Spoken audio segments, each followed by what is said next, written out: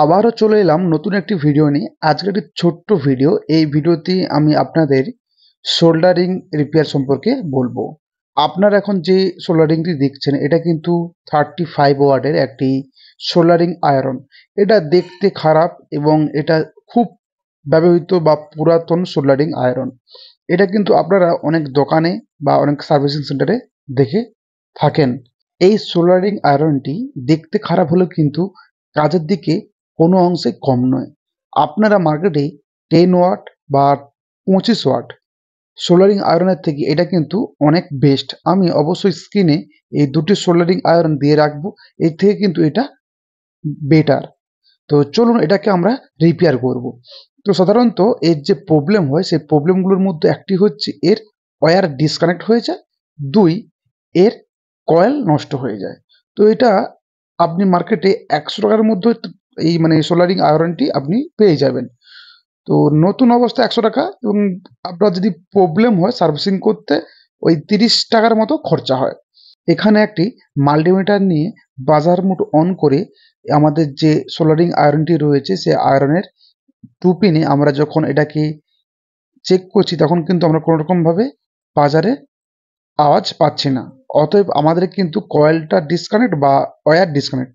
তো তার জন্য আমাদের সোল্ডারিং আয়রনটা খুলতে হবে এবং খুলে আমরা এই যে ওয়্যার সেই ওয়্যারকে চেক করব, তারপর আমরা কয়েল চেক করব।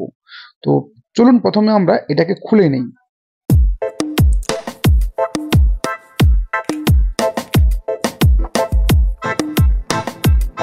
কি অবস্থা রয়েছে আবার বাজার মোড অন করে নেব। এর মাল্টিমিটারটা আমরা সংযোগ করব, যেহেতু আমাদের এখানে এটা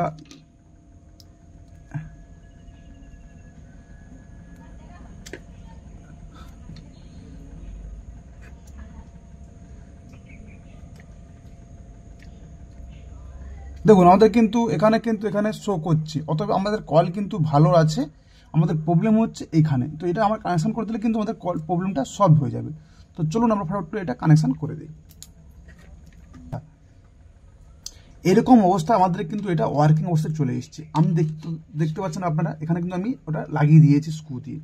জাস্ট দুটো কানেকশন, কলের দুটো ওয়্যারের সাথে সংযোগ করে দিয়েছি। এখন আমরা এটাকে যদি বাজার মোডে চেক করি তাহলে কিন্তু আপনারা দেখতে পাবেন এখানে কিন্তু বাজার মোডে আমরা নিয়ে নিয়েছি। এখন আমরা যদি চেক করি তাহলে দেখতে পাবেন দেখুন এখানে কিন্তু পয়েন্ট উঠছে 11। তার মানে এটা কি, এখানে অলরেডি আমাদের কয়েলটা ওয়ার্কিং করছে, এখানে রোধ সৃষ্টি হচ্ছে। তার মানে এটা আমাদের আগের অবস্থা, অর্থাৎ ভালো হয়ে গেছে, ওয়ার্কিং করছে 100%। আজকের ভিডিওটার জন্য যদি আমাদের এখানে প্রবলেমটা সলভ না হয়, দেখা গেল যে এখান থেকে কানেকশনটা সব ঠিকঠাক আছে, তাহলে আমাদের প্রবলেমটা কোথায়? তাহলে আমাদের প্রবলেম হচ্ছে এখানে। তো এখানে কি আছে? এখানে কয়েল আছে। আপনাদের আমি স্ক্রিনে দিয়ে দেব। এই যে দেখতে পাচ্ছেন এইরকম একটি কয়েল আছে, যে কয়েলটা কিন্তু 35 ওয়াট। আপনারা দেখতে পাচ্ছেন DVM 35, এটা বিভিন্ন কোম্পানি হতে পারে, কিন্তু 35 ওয়াটের কয়েল কিন্তু এই টোটালে লাগবে। এটা দাম অনেক কম, কিন্তু এটা কাজে অনেক ভালো। তো এটা দিয়ে কিন্তু আমরা lithium iron battery, lithium phosphate battery soldering করতে পারবো, কিন্তু ঠিকঠাক করে হবে না। কাজ হয়ে যায়, চলে যায়, কিন্তু ঠিকঠাক করে কাজ হয় না। এর জন্য আমাদের দরকার 65 ওয়াটের সোল্ডারিং আয়রন। তো চলুন এটা দিয়ে মোটামুটি কাজ চালানোর মতো হয়ে গেছে। তো এটা আমরা কি করব, এখন সোল্ডারিং করে দেবো, ঠিকঠাক করে আমাদের সোল্ডারিং হচ্ছে কিনা। তার জন্য আমরা কি এটাকে 220 ভোল্টে সংযোগ করে দেবো। 220 ভোল্টে সংযোগ করে দিয়েছি। একটু ওয়েট করতে হবে হিট হওয়ার জন্য।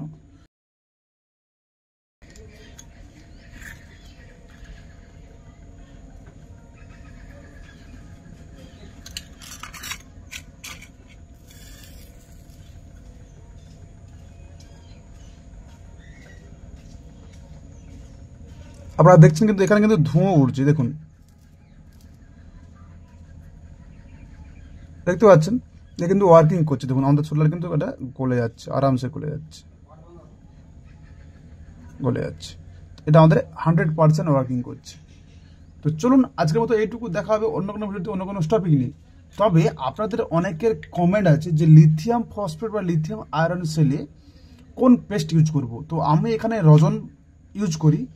তো কোন পেস্ট ইউজ করে কিন্তু আমাদের ওয়ার্কিং করে সেটা দেখার বিষয়। আপনাদের পরে কোনো একটা ভিডিওতে আমি আমাদের সেই পেস্ট তৈরি করে দেখাবো।